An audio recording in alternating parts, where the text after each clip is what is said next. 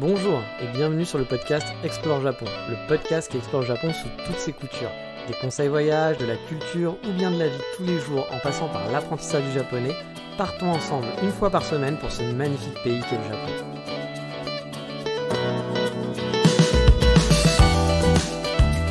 Bonjour à tous, j'espère que vous allez bien et cette semaine on va continuer toujours et encore dans les épisodes spéciaux FAQ car oui, vous avez été très curieux et m'avez posé beaucoup de questions.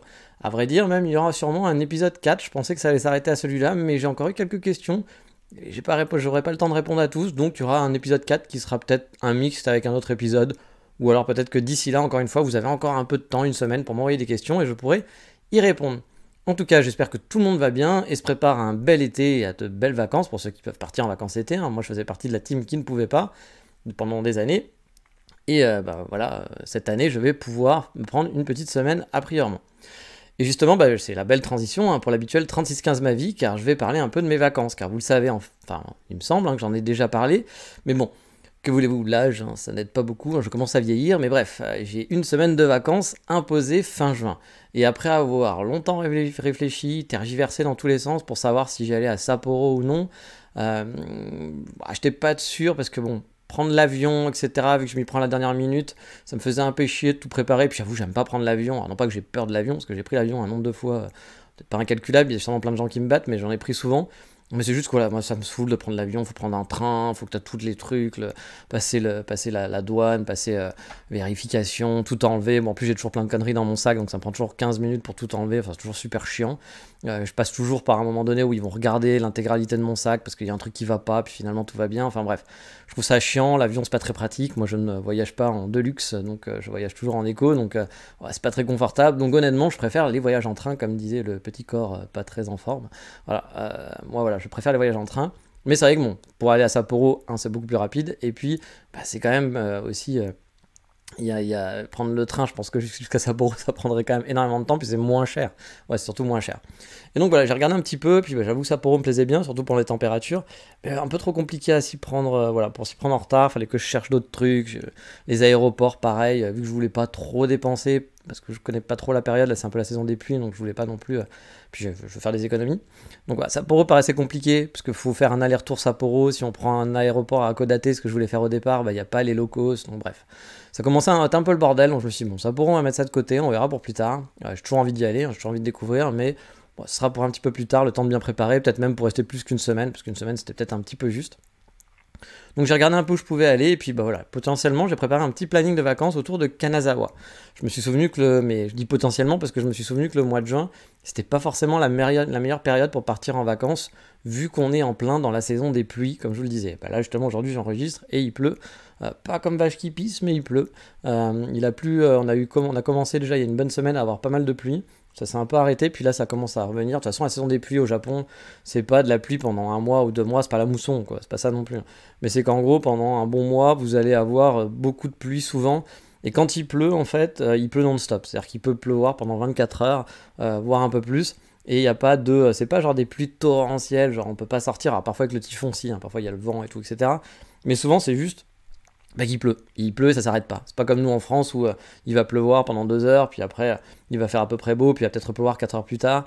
Là non, il n'y a pas d'alcalmie, c'est il pleut, puis ça s'arrête jamais. Après il y a aussi, encore une fois, vu qu'il y a les typhons, il y a aussi le côté parfois, vous allez vous prendre des rafales de vent dans la gueule. À Kyoto, on n'est pas trop emmerdé par les typhons, je dois l'avouer, même par la pluie, les inondations. De toute façon, Kyoto, en règle générale, c'est quand même assez safe. On en reparlera peut-être un jour dans un podcast. Je pense que Kyoto, c'est pour les gens qui sont un peu hypocondriaques. C'est quand même... Enfin, hypocondriaques, il n'y a pas que... Si, il y a un peu d'hypocondriaque, mais je veux dire, c'est vrai qu'il y a souvent des problèmes au Japon. Kyoto, je trouve que on n'est pas trop touché par les tremblements de terre, par les typhons, par tout ça. Il y a la chaleur, où il fait plus chaud qu'ailleurs, ça c'est sûr. Peut-être pas qu'ailleurs, genre Okinawa, il doit faire plus chaud, mais voilà, le côté un peu cuvette aide pas.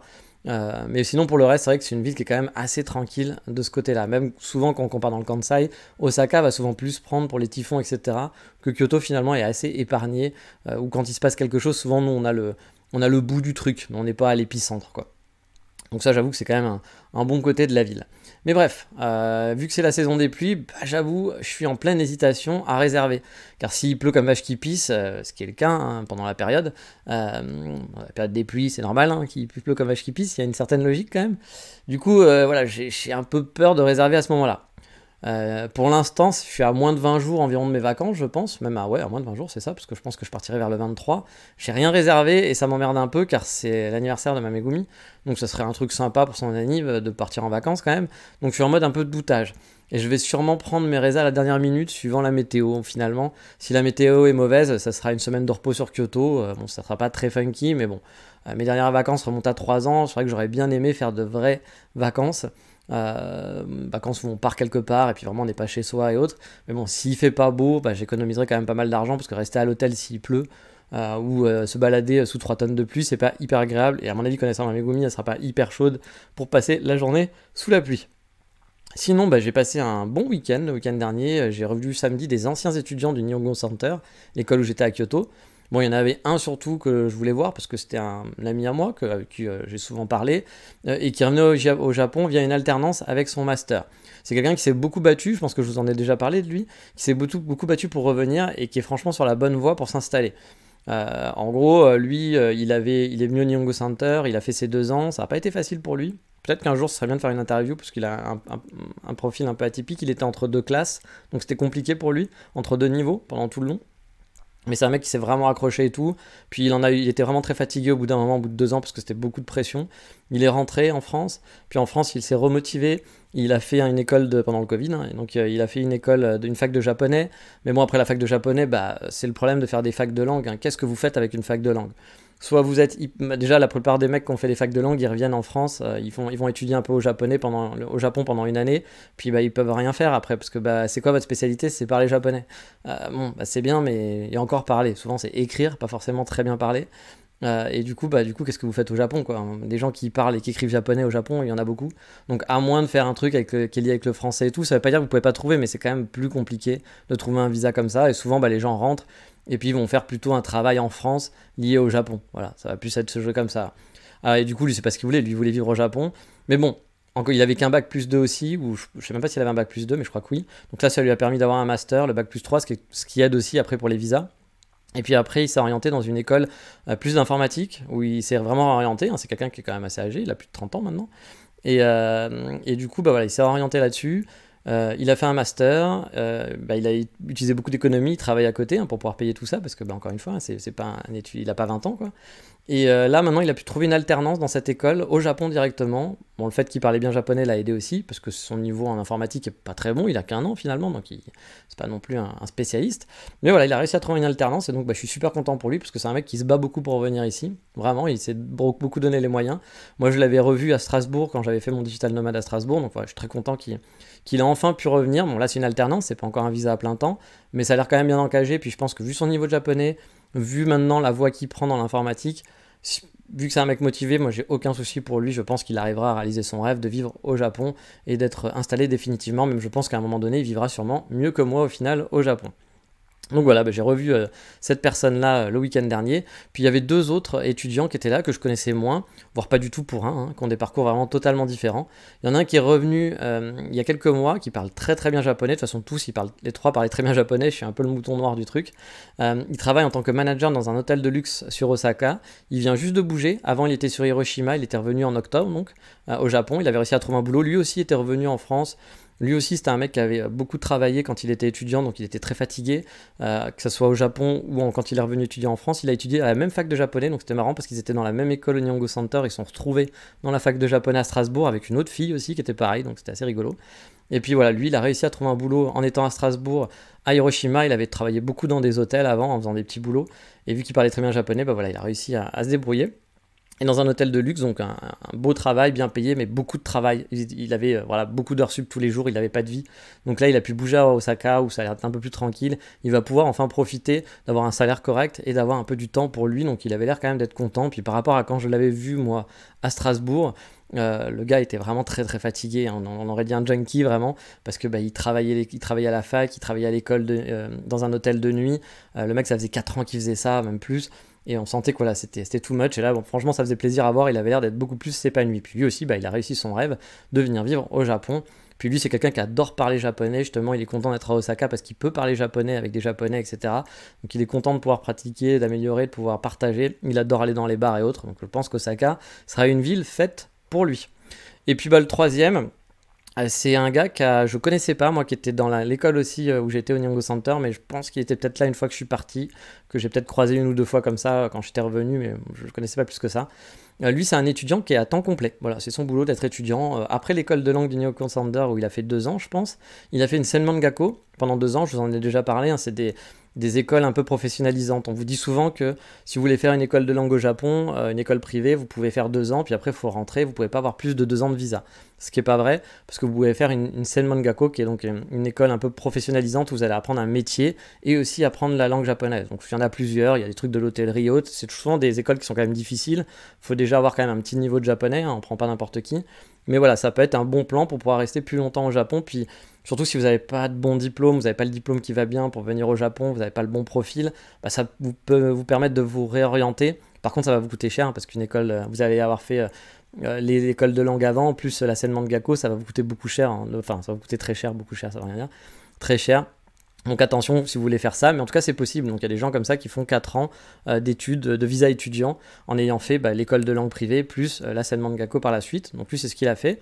Et ensuite, lui, il a enchaîné sur l'université. C'est aussi un point d'entrée pour l'université, par exemple, si vous voulez continuer vos études. Mais bon, pour ça, il faut quand même les moyens, hein, parce que lui, ça fait 6 ans, il a 37 ans, ça fait 6 ans qu'il est étudiant, finalement. Et je ne lui ai pas demandé. Puis c'était quelqu'un qui est très réservé, donc du coup, j'avoue, je n'ai pas pu trop lui parler. Puis on était 3, il y avait plein de gens que j'avais pas vu depuis longtemps, puis voilà, il y avait mon pote, et puis lui, c'était un peu la star du moment, parce qu'il revenait au Japon. Donc voilà, il avait beaucoup de choses à raconter. Et du coup, lui, j'ai juste compris que ça faisait 37 ans il avait 37 ans, que ça faisait 6 ans qu'il était étudiant. Mais du coup, la question que je me suis posée après, je me suis dit, mais comment il vit? Parce qu'il travaille pas, a priori. Et donc, je pense que mon pote m'a dit qu'il y avait peut-être une histoire d'héritage derrière, que voilà, il avait réussi à avoir un héritage et que ça lui avait permis de pouvoir tenir comme ça. C'est pas un gars qui a l'air de vivre chichement, enfin de flamber, voilà. Il m'a dit son loyer à un moment donné, c'est genre 4 fois moins cher que mon loyer, il doit habiter un petit appart, un truc pas cher pour étudiants et autres. Mais bon, du coup, il a l'air de kiffer, et puis tant mieux. Moi, je suis content pour ces personnes-là. Après, chacun vient quand il a envie, qu'il a un héritage. Moi, j'aimerais bien avoir un héritage et puis vivre tranquille ici, faire ce que j'ai envie, hein. Mais bon, c'est pas mon cas. Mais tant mieux, j'ai envie de dire, venez comme vous êtes, comme on dit. En tout cas, je suis content parce que ces 3 personnes, l'installation au Japon semble plutôt bien partie. Puis moi, ça me fait toujours plaisir de voir des gens qui sont vraiment motivés pour le Japon, qui aiment le Japon pour plein de raisons différentes et qui le respectent, voilà, qui sont dans une bonne vibe, on va dire, puis qui peuvent s'installer et vivre correctement ici, ou en tout cas, voilà, vivre tranquillement. Ça a l'air d'être bien parti pour les 3, en tout cas. Et bon, on va discuter un peu, on a discuté ensemble un peu de nos vies au Japon et des problèmes finalement avec les Megumi. J'ai pu confirmer beaucoup de choses finalement que je vous raconte et qui ne sont du coup pas forcément clichés au passage, parce que parfois je vous raconte des choses par rapport à mon expérience ou des choses que j'ai entendues, mais voilà, ça fait du bien de entendre des gens qui vont vous dire la même chose, qui vont sortir des sons de cloche et effectivement on va dire bah oui, tu vois, moi c'est pareil, moi j'ai le même truc à la maison, ça se passe comme ça, etc. Voilà, ou des choses que moi j'entends, que j'ai pas forcément à la maison, mais que j'ai souvent entendues. Voilà, toutes les généralités un peu basiques sur les Megumi, sur les problèmes de vie au Japon, c'est les mêmes, hein. On a tous les mêmes, et donc c'est assez marrant. Autre chose marrante, les mecs ne payent, donc que j'ai vu, ne payent, alors à part mon pote peut-être qui vient d'arriver, mais les autres ne payent que par cash. Ils utilisent jamais leur CB. Pour eux, ils sont restés au Japon des années post-2018 en quelque sorte, quoi. Où effectivement, quand on payait par CB, c'était compliqué, il fallait tout le temps payer par cash. Alors que maintenant, certes, il y a 75 moyens de paiement et parfois c'est quand même super compliqué pour savoir si tu peux payer avec ta carte Visa. Ah oui, mais pas en touchy, donc le touchy c'est le sans contact. Faut que tu payes avec le truc. Ah non, parce qu'en fait c'est l'Apple Pay, c'est bon, mais pas avec l'Apple Watch. Ou alors ah non, tu peux rien du tout, mais par contre tu peux peut-être payer avec ta carte de transport. Ou ta carte de transport ça marche pas, mais avec ta carte à points ça marche, mais pas celle-là. PayPay tu peux, mais pas l'autre. Enfin, vous l'avez compris, ça reste n'importe quoi, c'est vraiment compliqué. À chaque fois que tu payes, tu es obligé de regarder tous les petits logos et si la tienne va peut-être marcher ou pas. Mais bon, honnêtement, moi je paye maintenant quasiment jamais en cash au Japon. À part quelques endroits précis qui n'acceptent que le cash, je ne paye jamais en cash. Encore plus si tu as PayPay d'installer, PayPay qui est une appli de paiement. pas une carte, enfin tu peux aussi avoir une carte, un compte en banque PP, mais on va pas aller dans les détails parce que sinon on va se tirer une balle, mais en tout cas on va dire que c'est une carte de paiement qui te paie des points, voilà, enfin c'est un genre d'appli de paiement qui fait des points. Effectivement PP est accepté quasiment partout, mais si t'as pas PP, voilà, parfois ça peut t'arriver de devoir payer en cash. Moi j'ai encore un café qui n'accepte même pas PP, c'est que du cash only, et pourtant c'est un café hyper hype, machin et tout, mais eux ils ne font que du cash. Voilà, eux du coup ils sont restés dans ce niveau-là à ne payer que par cash, et du coup ils ont même eu une mini syncope en me voyant payer avec mon Apple Watch, genre mais qu'est-ce qu'il est en train de faire quoi. Bah oui mec, on peut payer avec une Apple Watch maintenant, au Japon ça marche quoi. Même si c'est compliqué, faut trouver les cartes qui vont bien avec l'Apple Watch, machin et tout, les cartes japonaises, ce qui est pas simple d'avoir, parce que en France quasiment toutes les cartes vont marcher avec l'Apple Watch, au Japon c'est une carte sur 10 qui peut peut-être être acceptée par Apple, voilà, tout le reste ne fonctionnera pas. Mais vous pouvez le faire. Voilà, maintenant j'ai enfin trouvé ma banque qui accepte mon Apple Watch, avec qui ça a l'air de passer à peu près. Je suis content, on va voir sur le long terme, même si j'ai encore des problèmes pour avoir les points, etc. Mais au moins le paiement a l'air de passer. Donc voilà, je peux payer avec mon Apple Watch, et là je peux vous dire, ils étaient en PLS. Hein. Et pour vous dire, un des 3 Français n'a même jamais fait de carte de transport au Japon. Ah, j'étais sur le cul. Même les autres étaient sur le cul. Bon, après, chacun fait ce qu'il veut, hein, mais honnêtement, ne pas avoir de Suica, de Pasmo ou d'Icoca, je peux comprendre qu'on se dit oui, moi le cash, j'aime bien, parce que comme ça, je peux voir ce qui sort, etc. Alors moi, c'est l'inverse, je vois pas ce qui sort quand je paye avec le cash. Je peux comprendre, parce que c'était son point de vue en disant ouais, moi j'aime bien payer en cash, parce qu'au moins je vois l'argent qui sort, etc. Donc, ok. Mais la Suica, la Pasmo, c'est quand même se prendre la tête pour pas grand chose de pas avoir de carte de transport. Ça prend 2 minutes à faire dans une borne. Il savait pas comment on la faisait. Bon, je pense qu'il s'était jamais intéressé, hein, tout simplement. Donc il s'est quand même dit bon, je vais peut-être essayer, voilà, parce qu'on l'a quand même convaincu. Mais ça vous simplifie la vie, même en vacances, hein, il faut faire une carte de transport. Même si vous avez le JR Pass, faites une carte de transport, ça vous simplifiera la vie à un moment donné. Et en plus, ma copine me disait que les IC cards, donc les cartes de transport, te donnent une réduction sur les transports à chaque passage, contrairement à si tu achètes un billet à chaque fois. Chose que je savais même pas, moi, personnellement. Effectivement, juste de ne pas avoir à calculer le prix de son trajet avant de prendre le truc, peut-être que vous prenez jamais les transports. Donc dans ces cas-là, ok, si vous avez une voiture, ça vous sert peut-être pas à grand-chose. Mais moi, franchement, je pense que la Suica ou la Pasmo, c'est tous les mêmes. Hein. Elles ont des noms différents, mais elles font la même chose. C'est quand même, d'en avoir une, c'est quand même la base, quoi. Donc j'étais quand même assez choqué. Eux, ils étaient peut-être choqués de me voir payer avec mon Apple Pay. Moi, c'était l'inverse. Quand j'ai vu que le mec avait même pas une carte de transport, j'étais là, mec, pas déconner quand même. Bon, encore une fois, hein, chacun fait ce qu'il veut, mais bon, je vous dis, on l'a réussi à le convaincre. Hein. Je sais pas s'il l'a fait finalement, mais il était à 2 doigts de vouloir le faire. Et le dimanche, pour mon week-end, j'ai pu me balader dans la préfecture de Nara, dans un coin où je n'étais pas retourné depuis plus de 6 ans. J'étais allé je crois que c'était 6 ans, j'étais allé via Angelo, qui ne fait plus partie des Japon Safari. Alors après le Covid, il y a eu un peu des guerres de guides, voilà. Les gens se sont un peu splittés, etc. Mais bon, ce qui est normal dans ce genre de problème, etc. Je pense qu'il y a dû avoir des petites incompréhensions, des petites guéguerres. Puis comme je vous l'ai déjà dit, hein, le monde des guides, c'est pas le monde des bisounours. Hein. Il y a des guides qui sont très gentils, ou même qui sont très gentils en vrai, hein, mais qui se font la guerre entre eux pour du client finalement, hein, parce que c'est leur gagne-pain.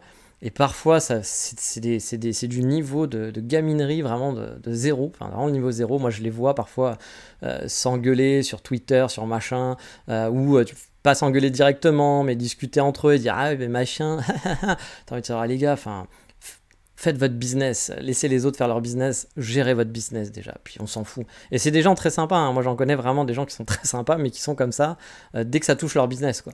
Et t'as envie de dire les gars, calmez-vous, franchement calmez-vous. Don't stress. Alors je sais que c'est leur boulot, hein. C'est avec ça qu'ils peuvent bouffer, qu'ils ont eu des problèmes, etc. Mais dans ces cas-là, fais autre chose. Hein. Si vraiment t'en arrives à faire des guéguerres comme ça de gamins, fais un autre boulot. Enfin, vraiment, trouve-toi autre chose, va bosser au combini ou j'en sais rien, puis t'arrêteras de faire chier les gens comme ça, puis tu te feras sûrement moins chier toi aussi. Mais bref. Donc voilà, pour revenir à ça, c'est pour vous dire que j'avais fait ce truc-là avec un guide, donc qui était Angelo, qui maintenant est en solo, sur Osaka. Et qui est un très bon guide, hein, je vous le conseille, hein, si vous cherchez quelqu'un sur Osaka, moi j'avais passé un très bon moment avec lui, alors que j'avais beaucoup hésité à le prendre à l'époque où il travaillait pour les safaris. J'étais passé par tous les autres, et Angelo, quand je le voyais sur Twitter, moi j'étais moins fan, parce que j'avais l'impression que c'était un peu trop guide historique. Il adore sa ville, ça se voit, puis c'était beaucoup de trucs très historiques sur sa ville, et moi j'avoue, je suis pas très historique. Voilà, moi je suis plus à kiffer comme ça. Même si ça peut m'intéresser, tu m'en parles, et si tu en parles bien, ça peut être cool, mais comme ça, de base, d'avoir des trucs historiques, des petites anecdotes, quand en 1646, avant Osaka c'était comme ça, bon, franchement, je m'en branle un peu, mais encore une fois, chacun ses plaisirs. Encore une fois, quand vous choisissez un guide, c'est hyper important de choisir ce que vous voulez, comment vous voulez être guidé.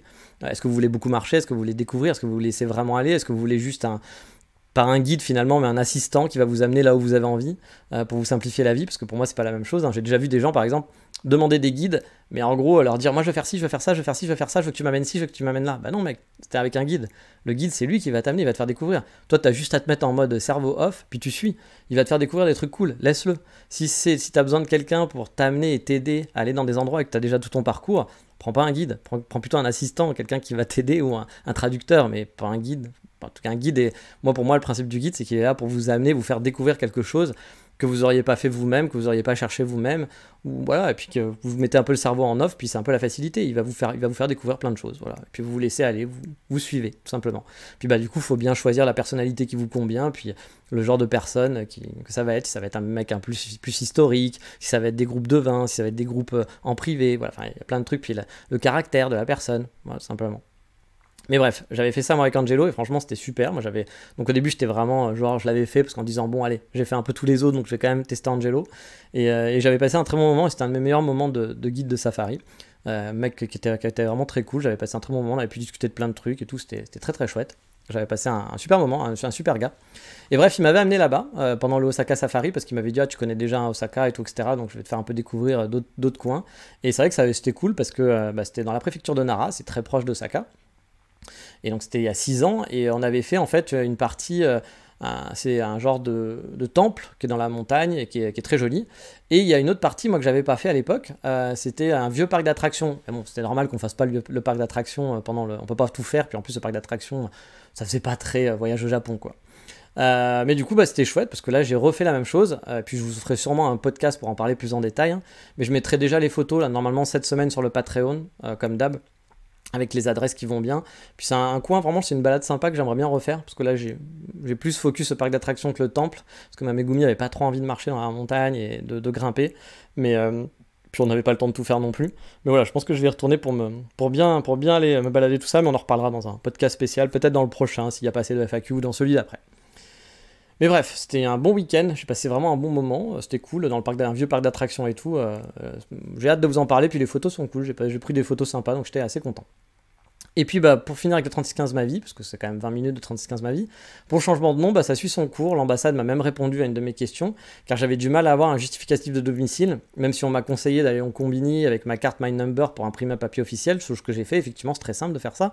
Mais finalement l'ambassade m'a dit que vu que j'étais inscrit au registre des Français de l'étranger, j'avais pas besoin de le faire. Mais bon, dans le doute, je leur ai filé le plus de papiers que l'inverse, parce qu'on connaît les administrations françaises. En tout cas, j'ai lancé la machine, j'ai envoyé mes papiers, on va voir ce que ça donne, mais après moi j'ai surtout un petit peu peur de la suite, c'est-à-dire qu'une fois que mon nom va être changé, où il va falloir avertir tous les trucs, l'administration japonaise, changer la carte de résident, changer le visa, changer les banques, voilà, moi j'ai peur de ça, où ils vont me dire ah mais attendez, non c'est pas le même, qu'est-ce qu'on fait, on clôture votre compte, enfin, je m'attends à ce qu'ils soient pas prêts pour ce genre de conneries, je vais peut-être avoir une bonne surprise, mais je sens que ça va être une bonne galère, mais bon.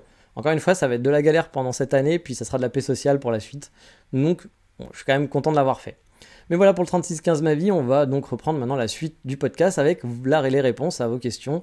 Donc on continue à FAQ avec la question 19. Bon, il y a déjà 19 questions, hein, on continue. Et donc la première question de ce podcast, c'est est-ce que les Japonais sont des gens jaloux ? Alors les Japonais, je sais pas, en général, parce que je connais pas parfaitement les Japonais, hein, je peux pas vous le dire. Mais la mienne, en tout cas, oui, un grand oui, elle est très très jalouse. C'est même too much. Elle a vécu pas mal de tromperies, d'abandons, etc., de choses pas très propres qui l'ont un peu marqué, du coup, dans sa vie. Et donc la mienne, elle est ultra jalouse. Elle est persuadée que je vais la tromper, quoi qu'il arrive, car je suis un garçon, voilà. Et que forcément, les garçons, ça trompe. Alors que pourtant je la rassure sans arrêt, que je suis un gars quand même qui est très très gentil, puis moi justement tromper c'est le truc que j'ai jamais fait, et puis que je ferai jamais, on peut jamais dire jamais, mais voilà, c'est quelque chose en tout cas que j'ai pas envie c'est quelque chose que je trouve pas respectueux pour la personne. Sans me vanter, je suis vraiment quelqu'un de très gentil, je suis quelqu'un d'intentionné et prévenant, mais bon, j'ai beau faire tous les efforts que je veux, elle reste super jalouse, puis même si elle sait que c'est bête, parce qu'elle le voit bien que je suis comme ça, elle arrive pas à le gérer quoi. Et c'est même un peu chiant, hein, parce que du coup, je suis considéré de base comme un criminel, alors que j'ai rien fait. Voilà, donc c'est vrai que parfois, c'est un peu emmerdant, parce que tu sors, puis elle va te dire ah, tu vas voir quelqu'un ? Et là, je sors juste me balader. Moi, j'adore me balader, faire des photos tout seul, elle le sait. Mais voilà, du coup, moi, je me retrouve avec un petit truc dessus, en me disant putain, c'est chiant parce que bah, je sais elle va un peu dans sa tête se faire des films et tout, puis je sais qu'elle va passer un mauvais moment, donc moi aussi je passe un mauvais moment du coup quand on est dehors, donc c'est un peu relou, mais bon, j'y travaille, je sais que ça va prendre du temps, ça s'est amélioré même par rapport au début, mais je sais que ça va prendre pas mal de temps avant de trouver une situation à peu près correcte, mais bon, la mienne, voilà, en tout cas, elle est très très jalouse. Après, pour les Japonais en général, je sais pas vraiment pour le coup, hein. Je sais par contre qu'ils trompent énormément. Je vous l'avais déjà dit, hein, mais au Japon, j'ai l'impression que c'est presque normal de tromper. Voilà. Vaut mieux tromper son conjoint que divorcer, pour l'image. Et souvent, les gens ici vont se marier par nécessité finalement. Ils ont envie d'être choufou, d'être femme au foyer, de trouver un bon parti, de trouver une fille qui présente bien en société, qui va bien présenter à sa maman et à ses collègues, ça fait classe parce que regarde, elle est jolie. Se caser avant les 30 ans, c'est hyper important parce qu'après 30 ans, mon Dieu, il y a la société qui va te dire mais tu es un rebut. Bref, et voilà, il y a plein de choses encore qui sont très présentes ici. Et souvent, bah, c'est pas des mariages d'amour, c'est des mariages qui sont très rapides. Je vous l'ai déjà dit, hein, ici on se marie en 2 semaines, on peut être marié en 2 mois. Moi, même Megumi, elle est en PLS parce qu'elle sait que bah, je lui ai dit que voilà, c'est pas tout de suite, ça va faire 1 an qu'on est ensemble et c'est compliqué de comprendre que bah, ça fait 1 an quoi. Même parfois elle me dit ah, j'ai bien compris que tu vas pas te marier. J'ai pas dit ça, j'ai juste dit qu'il faut prendre un peu de temps, c'est normal. Bref, ça donne des couples qui n'ont pas beaucoup d'amour, souvent, ou de points en commun, tout simplement, et qui, du coup, à un moment donné, bah, sont là plus par praticité. J'en ai parlé justement avec mes amis la dernière fois, puis on était vraiment là à se dire, à échanger un peu les expériences qu'on avait eues, puis le truc qu'on avait entendu. Puis c'est vraiment, ils ont un côté pratique. Pour eux, le mariage, c'est un contrat pratique. Donc, faut pas le voir comme nous, faut pas le juger non plus, dire, ah, c'est nul, ah, les Japonais, non, c'est pas ça, c'est que c'est différent. Est-ce que c'est bien, est-ce que c'est mal? Je vous laisse juger, après, c'est à vous de choisir. Moi, personnellement, c'est pas le genre de mariage qui m'intéresse. Mais pourquoi pas? C'est aussi une idée de se dire, bah, le mariage, c'est quelque chose de pratique, c'est pas de l'amour.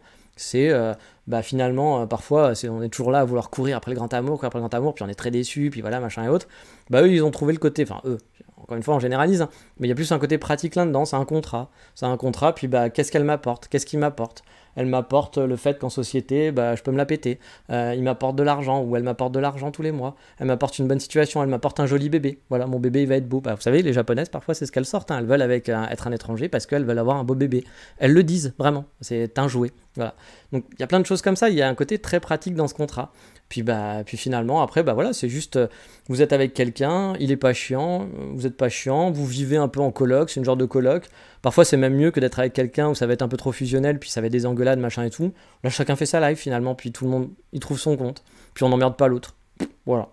Et c'est souvent, hein, là, un des garçons avec qui j'étais disait que bah, une de ses amies, était mariée, puis elle avait calculé depuis le début qu'elle allait rester 8 ans avec son mari, le temps que son enfant soit assez grand, puis qu'une fois que son enfant était assez grand, bah sûrement elle divorcerait. Voilà. Parce que là, pour l'instant, c'est pratique. Voilà, c'est pratique, mais elle l'aime pas. Puis quand il lui dit, mais pourquoi tu t'en vas pas si t'es pas heureuse et tout, elle me fait, oh, c'est pas que je suis pas heureuse, c'est que ouais, je sais rien quoi, mais bon, ça reste pratique. Ça reste pratique pour l'instant. Donc pour l'instant, bah voilà, puis c'est un calcul froid. Mais comme les calculs froids, on en fait tous, hein. Je veux dire, on fait tous des calculs froids tous les jours pour des choses. Bon, bah, quand vous êtes sorti avec quelqu'un parce qu'elle avait des gros seins ou parce qu'il avait des gros pecs, bon, bah, c'est des calculs froids aussi, hein. C'est pas, voilà, c'est autre chose. C'est un autre univers. Est-ce que c'est bien, est-ce que c'est mal, je sais pas, mais en tout cas, c'est très différent. Et je vous ai déjà dit, hein, mais moi, il y avait une fille avec qui j'étais très proche qui m'avait dit un jour qu'elle s'était mariée. Alors que bah, je ne le savais même pas, mais voilà, et qu'elles étaient mariées il y a 3 mois. Alors j'étais, ah ok, pourtant bah, on était très proches, quoi, et elle m'a bien fait comprendre qu'elle avait quand même hâte de me rencontrer quand je reviendrai au Japon, car on était des amis un peu spéciales. Bref, vous l'avez compris, hein, c'était pas pour faire une cérémonie du thé, et ça, tout ça après juste 3 mois de mariage. C'est quand même un peu glauque, mais bon, bah, encore une fois, on voit avec nos yeux, avec notre expérience, avec notre culture, mais pour eux c'est différent. Et après encore une fois on généralise, hein. y a des Japonais qui sont très amoureux, qui vivent leur vie, machin et tout, faut pas tout généraliser et dire que tous les Japonais sont comme ça, mais ça arrive assez souvent. La proportion j'en sais rien, mais en tout cas ça se voit assez souvent pour qu'on en entende souvent parler, ce genre de mariages finalement qui sont des mariages de pratique plus qu'autre chose. Mais bref, vous l'avez compris, sur la jalousie, du coup je suis pas sûr qu'il soit à bloc dans la jalousie, même si je pense que bon, les japonaises, quand même, parfois peuvent avoir, vous savez, hein, dans les dramas où on les voit complètement folles, assassinées, machin et tout, je pense qu'il y en a qui existent un peu comme ça. Puis vu qu'il y a beaucoup, ils sortent pas leurs émotions, je pense qu'il y a beaucoup de choses qui rentrent à l'intérieur, qui restent à l'intérieur, et qui du coup parfois sortent de façon explosive. Et du coup, bah, la jalousie doit faire partie aussi de ces trucs-là, c'est-à-dire qu'on va pas le faire remarquer, puis au bout d'un moment, boum, ça va exploser d'un coup, mais genre too much. Bon, moi par contre, la mienne, voilà, elle me fait pas des scènes dehors. Mais clairement, régulièrement, dès que je vais sortir, je vais avoir le droit à une petite remarque, une crainte ou un truc comme ça. Bon, bah, c'est comme ça, mais bon, elle a un passif, donc je le sais, j'ai signé pour ça, je le savais en signant, donc ouais, j'essaye de travailler pour la rassurer, mais je sais que ça prendra du temps. Question 20, est-ce qu'il fête la Saint-Valentin autant que nous. Est-ce que c'est vrai que la fille, c'est les filles qui offrent des chocolats? Bah oui. Alors oui, il l'a fait encore plus que nous à vrai dire, hein. Ici c'est le pays du commerce, du marketing et du capitalisme. Donc forcément une fête à la base capitaliste est super bien fêtée ici. Les magasins jouent à fond la carte de la Saint-Valentin, t'as des trucs de cœur, des trucs de Saint-Valentin, des trucs kawaii pendant un mois non-stop. Puis vous le savez, ici c'est juste une fois qu'il y a un truc qui est fini, on lance la nouvelle mode. Donc quand Noël c'est fini, pam, c'est la Saint-Valentin, une fois que la Saint-Valentin est fini, pam, c'est l'autre truc, une fois que c'est l'autre truc, pam, c'est l'autre truc. Voilà, c'est le lendemain, c'est fini, hein. Noël le 25, pouf, tout est enlevé, il n'y a plus rien. Noël c'est fini, ça n'existe plus. Et puis on passe au nouveau truc commercial qui va vendre. C'est un pays capitaliste, hein, il ne faut pas l'oublier. Mais ici, effectivement, la Saint-Valentin, c'est en deux parties. Il y a la Saint-Valentin où les filles offrent effectivement des chocolats aux garçons, et le White Day qui est le match retour en quelque sorte, un mois plus tard, où les garçons offrent cette fois-ci des chocolats ou autre chose. On peut offrir des chocolats, comme je disais aussi, à ses amis, à ses collègues, etc. C'est un gros truc ici. On peut l'offrir pour l'amitié, c'est pas que l'amour, c'est aussi pour dire je t'apprécie. Voilà. Alors, je crois que suivant les couleurs, suivant les machins, ça veut dire, après j'avoue, j'ai pas trop suivi exactement, mais on peut offrir des trucs juste pour les amis. Par contre, c'est pas le côté chérie, j'ai acheté des fleurs, je t'ai fait un repas romantique à la maison, puis bam bam bam pendant toute la nuit. Non, c'est vraiment plus le côté chocolat et je te déclare mon amour ou le fait que tu comptes pour moi. Voilà, c'est pas le gros repas, le gros dîner, machin et tout, c'est vraiment le petit cadeau que tu fais comme ça pour. C'est pas le dîner romantique quoi. Mais c'est une institution, même plus que Noël hein, ici, hein, ou quoi que ce soit. Hein. Pour moi, en gros, c'est la fête commerciale quasiment. C'est la Saint-Valentin et le White Day. C'est celle qui pulse le plus, avec peut-être aussi. Il y a aussi Halloween ici qu'ils aiment bien, où il y a beaucoup commercialement, on le voit bien présent. Mais je sais pas lequel entre Halloween et la Saint-Valentin est le plus massif. Mais en tout cas, c'est bien présent dans les boutiques. Et effectivement, donc oui, les filles offrent des chocolats la Saint-Valentin, et après, c'est les garçons qui vont offrir en retour. Voilà, tout simplement. Question 21, c'était quoi ce date avec cette complotiste dont j'avais parlé en revenant au Japon, quand je suis revenu, donc il y a à peu près un an environ. Alors c'était pas vraiment un date déjà, hein, c'était dans un café, ou un café-bar, où j'ai l'habitude de bosser avec mon laptop. J'étais en train de préparer l'aménagement justement de mon appartement, hein, j'avais pas encore mon appart et je préparais les meubles, etc., où j'allais mettre tel ou tel meuble.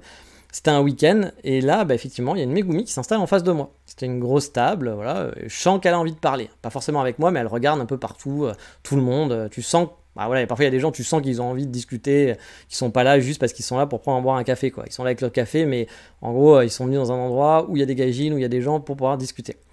Elle regarde les autres, donc essaye d'avoir des eye contact avec les gens autour d'elle, elle part fumer plusieurs fois, etc. Elle parle avec quelqu'un quand elle va fumer et tout, etc. Donc pareil, hein, je pense qu'elle est partie fumer pour discuter.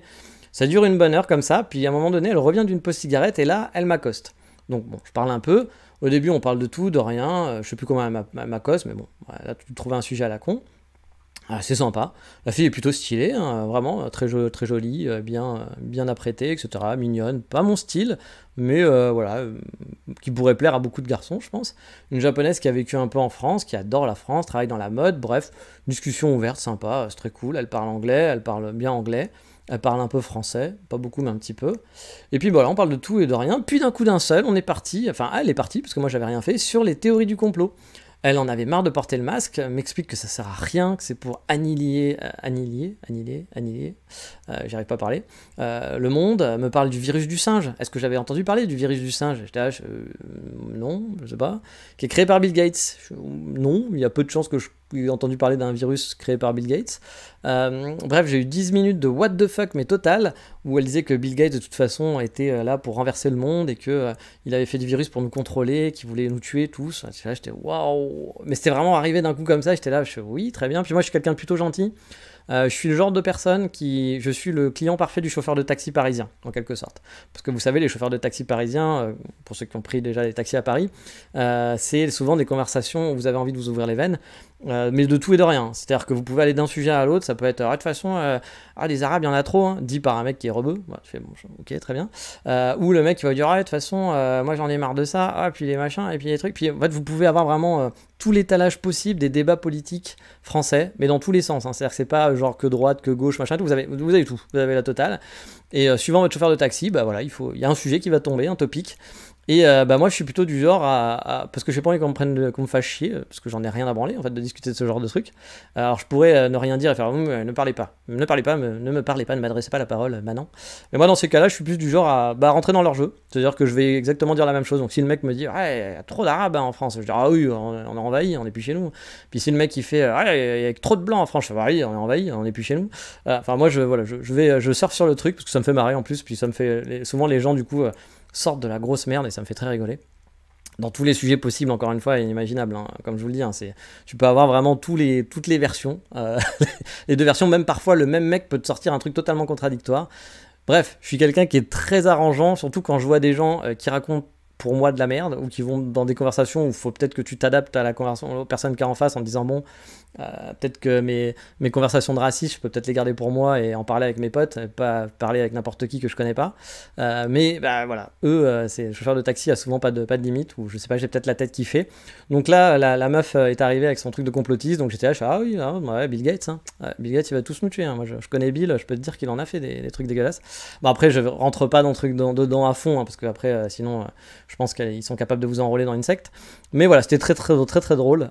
C'était un peu n'importe quoi. Puis j'étais là, j'étais waouh, c'était vraiment du what the fuck. Puis après, bon, j'ai réussi à. Parce qu'au bout d'un moment, j'ai pas envie non plus de parler des virus du singe et de Bill Gates pendant 2 ans. Donc j'ai réussi un peu à rebouger le truc, hein. C'est pareil pour le chauffeur de taxi, hein. Je vais pas faire des... Bon, le chauffeur de taxi, on sait que c'est limité, hein. Ça s'arrête au bout d'un moment, alors qu'elle, je savais pas quand est-ce qu'elle allait partir.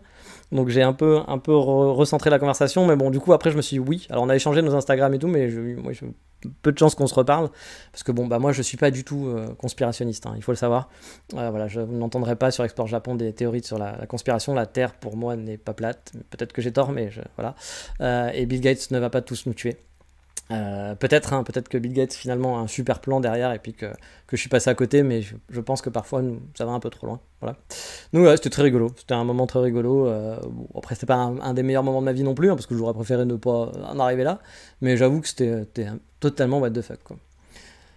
Mais passons à la question 22 maintenant. Est-ce que l'adaptation à la vie de couple, pour moi, digital nomade, qui était avant digital nomade, habitué à l'indépendance, est difficile, compte tenu aussi des horaires décalés que j'ai, vu que je travaille la nuit, vous le savez, au sein de mon couple, est-ce que c'est compliqué? Puis la différence de culture.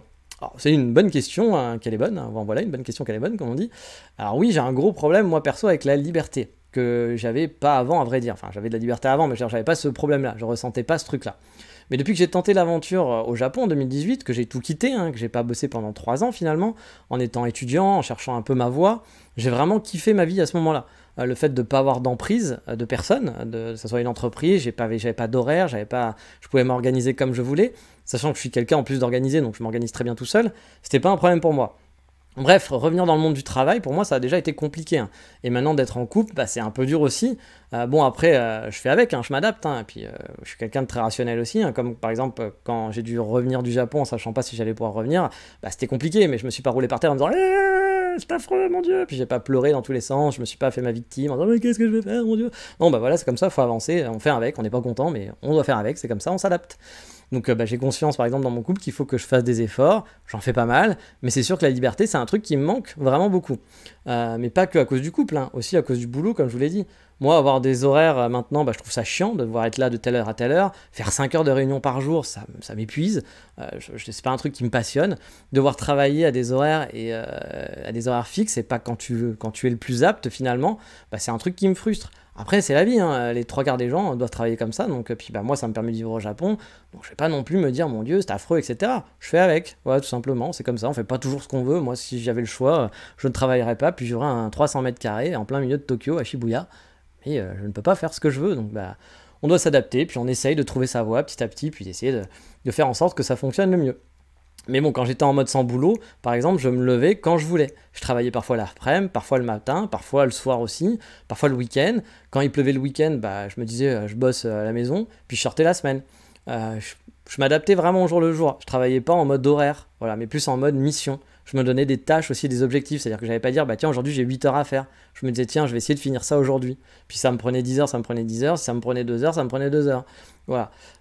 Et du coup, ça, j'avoue que j'aimais bien aussi. Parce que je trouve que faire 8 heures pour faire 8 heures, j'ai jamais été. Enfin, il y a plein de gens, vous le savez, en mode d'entreprise. Hein, alors on peut se la jouer, on peut pas tenir ce discours parce que forcément ça va faire machin et tout. Mais les 3 quarts des gens qui doivent travailler 4 heures ou 3 heures dans une journée. Le reste du temps, ils glandent ou ils travaillent très lentement.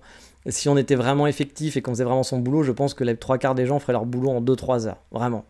C'est quelque chose que je pense sincèrement. Peut-être pas tout le monde, peut-être pas dans tous les métiers, mais dans l'ensemble, en général, je pense qu'on serait capable de faire notre boulot en 2-3 heures et qu'on aurait autant d'efficacité que quand on reste 8 heures au travail. Mais bon. Après, voilà, il faudrait pas que... Le problème, c'est peut-être que si on décalait à 3 heures, les gens maintenant feraient plus que 30 minutes de travail et glanderaient les 2h30 qui resteraient. Ça, je ne sais pas. Mais en tout cas, je pense que les gens ne travaillent pas 8 heures non-stop à fond, clairement, dans une journée. En général, encore une fois. Et donc, moi, du coup, en mode nomade, je bossais aussi déjà en décalé, hein, mais avec un décalage qui était différent au Japon. Voilà, c'est-à-dire que je travaillais l'après-midi et puis le soir. Là, maintenant, je travaille la nuit.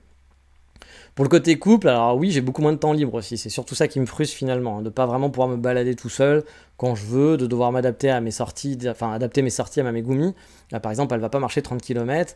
Pour vous dire, on s'est pris la tête 5 minutes dimanche dernier car j'avais prévu une grosse balade avec un début dans un temple, comme je vous l'ai dit, puis à la fin le parc d'attractions. Elle voulait voir qu'elle voulait voir le parc d'attractions, puis le temple aussi. Mais le temple, fallait pas mal grimper. Puis elle était un peu au bout de sa vie, il faisait chaud, hein, moi aussi. Hein.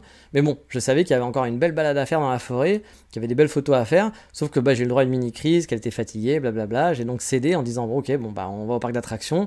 Là, j'ai eu le droit au fameux, non mais c'est bon, je vais rentrer. Vous savez, le truc, quand t'es en train qu'on est énervé, puis qu'on a un petit côté énervé, puis qu'on part tout en scandale, on fait un drama, on raconte de la merde, alors qu'elle voulait faire le parc, hein, techniquement. Donc voilà, elle m'a demandé si j'étais déçu, j'ai dit que oui, parce que je pensais me balader plus, mais bon, la vie, c'est des concessions, hein. Comme j'ai dit, j'étais déçu, mais je t'ai pas dit, ah oui, quand même, c'est nul et tout. Je lui ai dit, oui, je suis déçu, je suis honnête, mais bon, encore une fois, la vie, c'est des concessions. Moi, je suis du genre à me dire, c'est pas grave, puis j'ai passé un bon moment quand même, mais bon, dans l'autre sens, je pense que j'aurais eu le droit à une crise monumentale. Les gens qui sont bonnes pattes sont pas si nombreux que ça, honnêtement. C'est pour ça que j'ai de la chance avec mes meilleurs amis, parce qu'ils sont vraiment pas prises de tête. Avec qui je peux marcher n'importe où, ils sont pas relous, même si les lieux est pas ouf, ils me feront pas chier. Puis s'ils sont fatigués, ils vont me dire je suis fatigué, puis moi je vais pas les faire chier, je vais pas leur dire ah bah non, mais on avait encore tout ça à faire. Non, parce que je sais qu'ils sont de bonne composition. Moi, quand je suis avec des gens de bonne composition, je suis de bonne composition aussi, puis voilà. Encore une fois, il faut s'adapter, quoi. Mais bon, ça m'invite aussi à aller me faire refaire des balades tout seul de toute façon. Et pour ce soir, elle travaille pas. Pour l'instant, elle travaille pas, donc elle dort pas beaucoup, elle s'adapte à mon rythme, elle reste éveillée et se couche en même temps que moi finalement. Alors c'est pas très problématique pour l'instant mon travail de nuit. Mon problème au final c'est vraiment plus sur le temps libre, où j'ai beaucoup de mal à en trouver. Pour avancer sur les projets que j'avais, etc., j'ai l'impression de courir après le temps et pas faire grand chose. Et surtout moins profiter de ce que j'aimais. Mais bon, après il y a aussi des bons côtés, hein, forcément au couple. Faut savoir faire des compromis, faut juste arriver à trouver le bon truc. C'est pas facile toujours à trouver, le juste équilibre, je travaille encore, hein. Mais comme je le disais, je suis plutôt du genre à faire des compromis, à pas trop me prendre le chou, sur des trucs où il n'y a pas besoin, c'est dans mon caractère. Voilà. Après, pour l'instant elle travaille pas, donc on est souvent ensemble, je pense que le jour où elle travaillera, j'aurai sûrement un peu plus de temps libre aussi, puis voilà, on va s'adapter, etc. Puis de toute façon, je sais que ma vie ne sera pas la même en étant en couple. Mais c'est vrai que c'est difficile, j'ai vécu en tant que célibataire, en tant que nomade tout seul, et que j'en parlais avec des amis aussi, là, qui ont divorcé, etc. Puis effectivement, le côté de retrouver sa liberté, c'est quand même bien, de pouvoir faire ce que tu veux, manger quand tu veux, faire ce que tu as envie. Là, par exemple, un truc bête, mais quand on va sortir, elle doit se maquiller. Une fille, ça prend du temps pour se maquiller, enfin une fille en généralise, mais en tout cas, elle prend du temps pour se maquiller. Donc moi, si je me réveille un peu en retard, en 30 minutes, je peux être sorti en ayant pris ma douche, etc. Il va falloir 2 heures. Donc si je me suis levé un peu en retard, c'est mort par exemple pour aller se balader. Voilà, c'est le genre de choses qu'il faut s'adapter. C'est un peu chiant. Mais bon, il y a d'autres côtés positifs à côté, donc on contrebalance, puis il faut faire le pour et le contre, et puis voilà, puis c'est comme ça. Puis tant que l'autre en face fait aussi des efforts aussi, je pense que ça peut bien se passer, mais clairement, à partir du moment où vous habitez plus tout seul, il y a des compromis à faire et votre vie n'est plus la même. Donc non, j'arrive à m'y faire, mais voilà, c'est vrai que, par contre, c'est vrai que ce sentiment de liberté, j'aimerais bien le retrouver. Là, j'aime bien le travail que je fais et tout, etc., mais je pense qu'au bout d'un moment, je pense que je vais quand même essayer de faire un truc à moi, puis de pouvoir justement retrouver un peu cette liberté de travail. J'aimerais pouvoir travailler dans les cafés la journée, pouvoir organiser mon temps de travail comme j'ai envie. Ouais, c'est un truc que j'ai envie de retrouver à un moment donné. Je suis pas pressé, ça arrivera quand ça arrivera, mais c'est sûr qu'à un moment donné, il va falloir que je travaille un peu là-dessus. Question 23, j'ai cru comprendre que ça ne se faisait pas de marcher en mangeant. Est-ce bien le cas ? La personne me dit qu'il a vu un youtubeur se faire virer par un policier parce qu'il s'était accroupi dans une rue pour vite manger sa pâtisserie. Bon, voilà, ma Megumi, ça doit être une gueudin, parce qu'elle mange souvent dans la rue. Alors, je pense qu'on peut manger dans la rue, hein, c'est pas un problème. J'ai déjà vu des Juichi, des Megumi s'arrêter, manger, même s'accroupir, etc. Même si s'arrêter, s'accroupir et manger dans un coin, suivant le coin où on peut se faire dégager, c'est vrai. Je me souviens m'être fait dégager en tant que touriste, par exemple, parce que je m'étais assis sur un genre de plot en pierre pour boire un peu d'eau. Et le mec de la sécurité de l'immeuble m'avait fait comprendre, ah non, il faut pas rester ici, etc. et tout. Mais sinon, on peut franchement grignoter en marchant.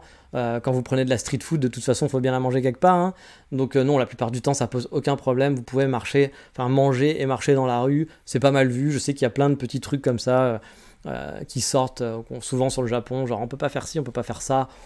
Ouais, dans l'ensemble, j'ai jamais trop vu de problématiques. Ça choque pas non plus les gens. Encore une fois, tant que vous faites les choses de façon polie, puis voilà, vous jetez pas votre papier par terre, vous êtes pas puis en mettre de partout dans tous les coins, que ça reste discret.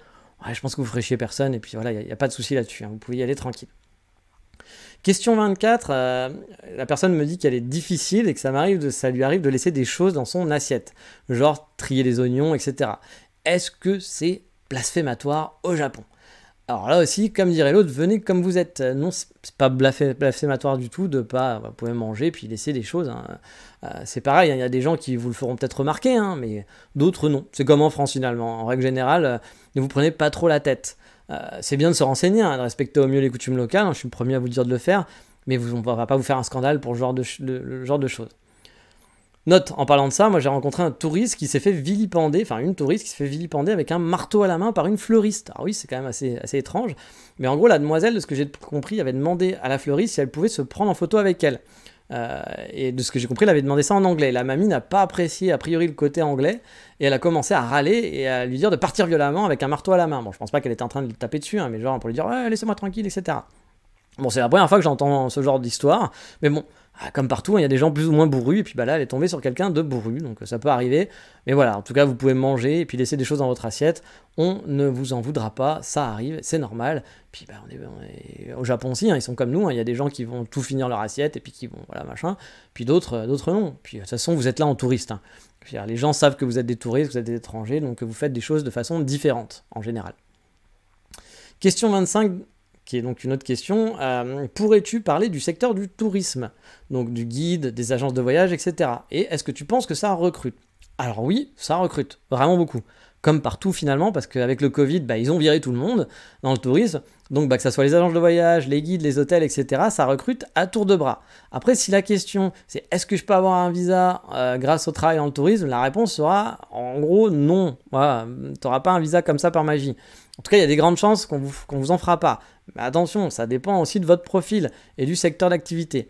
Comme je le disais en octobre dernier, un camarade de mon école a eu un visa pour travailler pour Hilton, pour être manager. Mais bon, on va pas prendre une petite main et lui faire un visa, quoi. On va pas vous faire un visa si votre truc c'est de faire le ménage, quoi. Il y a peu de chance. Vous aurez plus de chances finalement de trouver un boulot dans le tourisme si vous avez déjà un visa en poche, par contre. Ça, c'est sûr. Perso, j'ai eu des tonnes de sollicitations aussi pour être guide. Mais là, on m'a pas proposé de m'embaucher. Guide, c'est souvent du freelance. On va pas vous embaucher en tant que guide. Vous allez être un prestataire finalement pour une agence de voyage.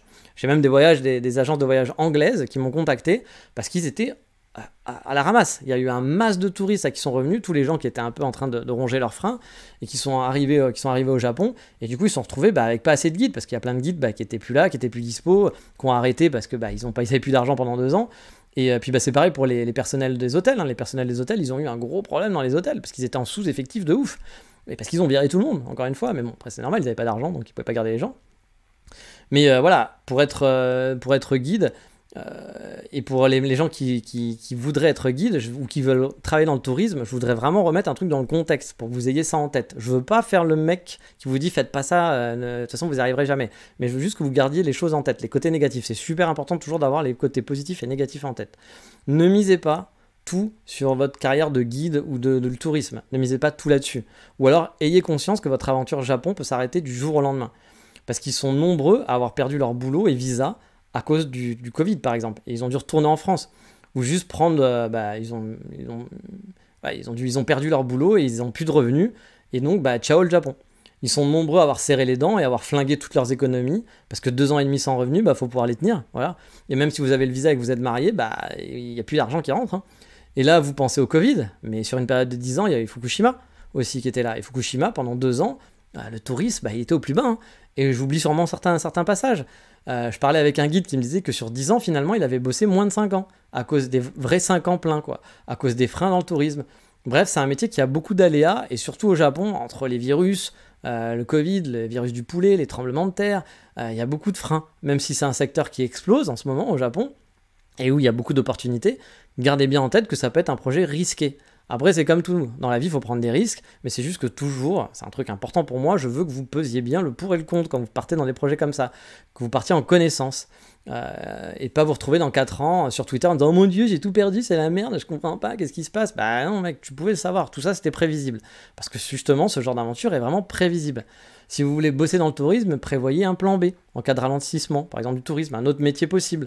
Est-ce que votre visa va le permettre? Est-ce que vous pouvez prévoir des économies pour tenir un moment en tout cas? Moi par exemple, j'adorerais être guide, hein, ça me passionnerait plus que mon métier actuel, même hein, en étant honnête. Hein. J'adore explorer, j'adore marcher, j'adore partager sur le Japon, c'est un métier que j'aimerais faire, dans lequel je m'épanouirais. Mais j'ai déjà eu beaucoup de demandes, encore une fois, hein, de guide, même sans faire la promotion. Donc je me dis qu'en faisant un peu la promotion, bah, je pourrais avoir des revenus qui seraient corrects. Mais perso, je me lancerai pas en tant que guide je me lancerai que si j'ai une assise financière qui me laisse par exemple 2-3 ans de revenus en cas de coup dur pour se retourner. Ou si par exemple j'ai une autre rentrée d'argent parallèle avec un autre métier qui me prend pas trop de temps puis qui me permet d'avoir, on va dire, au moins la moitié de mon salaire qui tombe. Parce que je sais très bien qu'à un moment donné, bah, pendant 2 ans, vous ne pouvez plus bosser. Et puis là, tout va s'arrêter. Après, oui, ça recrute.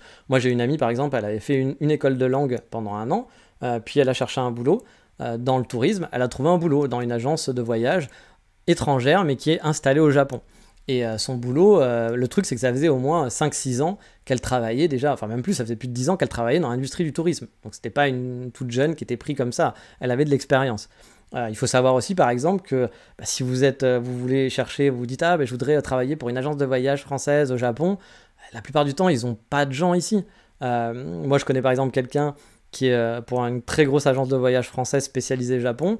Elle est concierge, mais pendant des années, elle était à moitié concierge pour cette société et à moitié payée par une boîte japonaise parce que la boîte pouvait pas faire son visa, la boîte française pouvait pas faire son visa.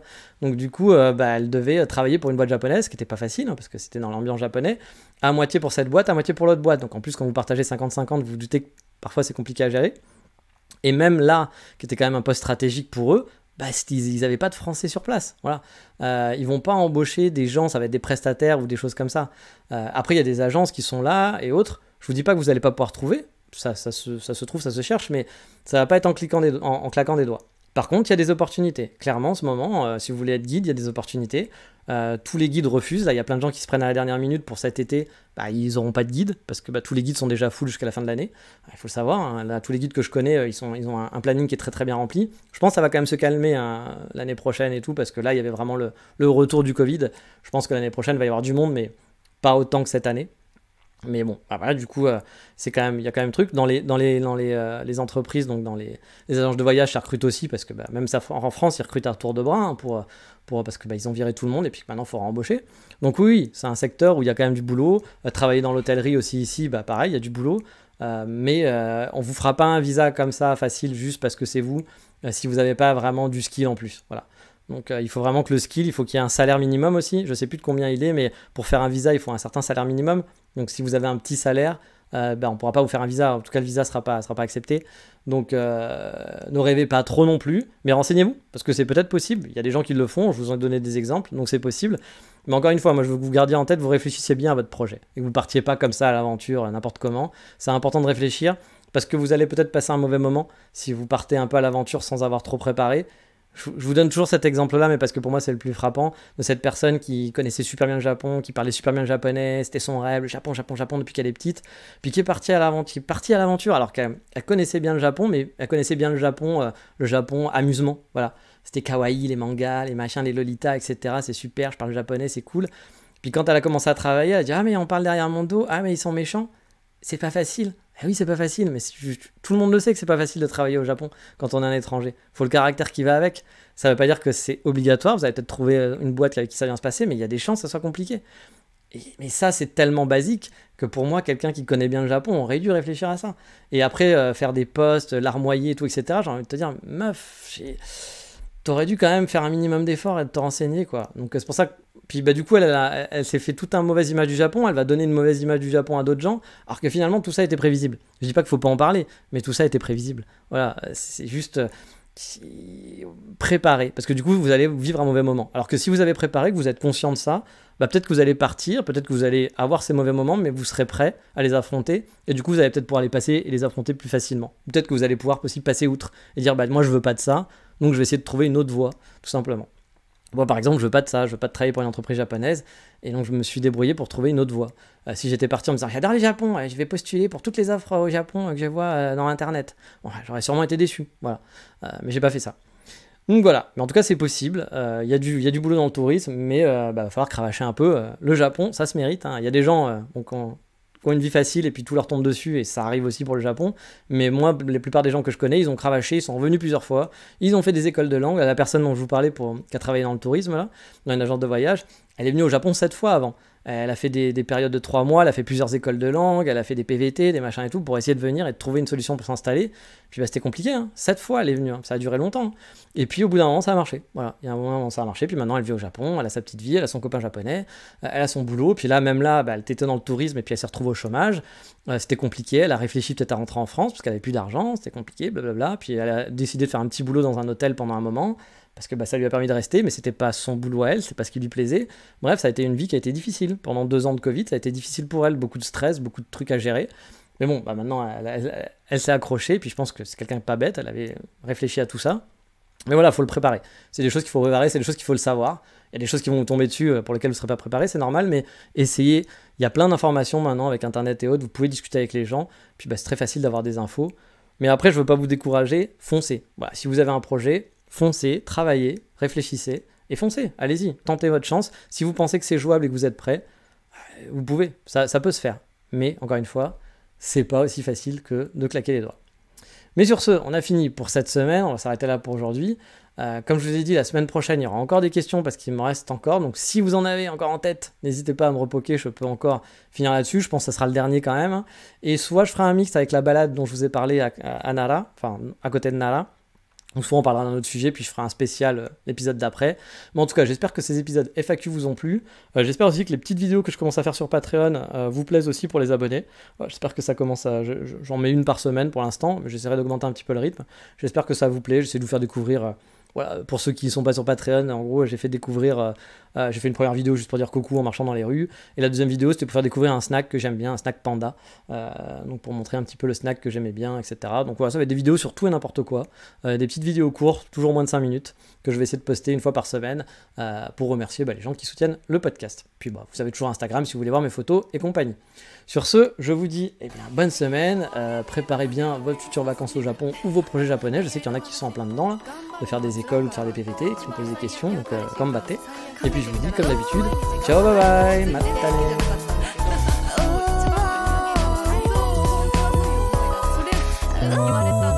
突き抜くベースグラスに